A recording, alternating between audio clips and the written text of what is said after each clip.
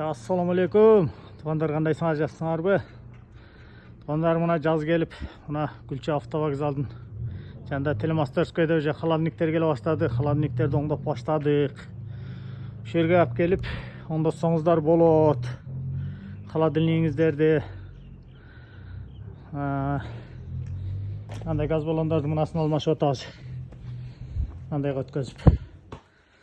Анандағы айта кетчү нерсе, мынаке холодильниктер башталып оңдоп баштадык. Былтыр баа бир 2 жылдан бери бир лөллөр келип, оштон Өзбекстандан келип, үйүнө барып сразу эле оңдоп коюп, бир күндө эле кетип калып атат. Ушуну түшүндүрө кетейин, мына холодильник деген негизи бир күндө оңдолбойт. Бир релеси эле күйүп калып, бир күндө оңдолбосо атак оңдолбойт.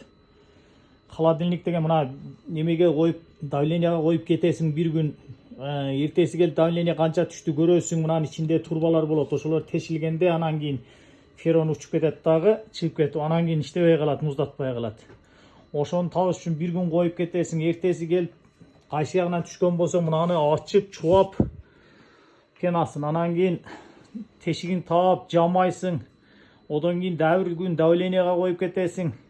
Анан бүтүн болсо онун эртеси күнү анан кийин тазалап заправка кылыш эле өзү бир күн убакыт алат. Ошентип 3-4 күн убакыт алат.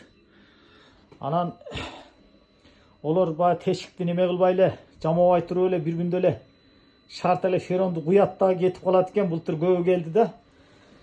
Ушундай кеткенден кийин 10 күндөн 13 күндөн кийин эле иштебей калды кайра дагы деп. Ошон үчүн бекер 4000-5000 миңге күйүп отурбай, сөзсүз мага болбосо дагы, ош-бошко болсо дагы баягы үйгө барып оңдогонго эмес, ишканага мынандай 2-3 күн алып калып оңдогондорго оңдоткула. Сәл ишеничтүүрөөк болот. Иштебей калса ham кийин соңку келгениңерге жакшы. Ушул видеону ар бир айылдын группаларына таратып коюңуздар, сураныч. Себеби көбү түшүнбөй оңдотуп алышып, кийин күйүп атышат 4-5 миңге. Ошон үчүн айылдын группаларына таштап койсоңуздар, сураныч. Орозодо сабап эле болот. Şu жерге келип оңдотуп кетиңиздер.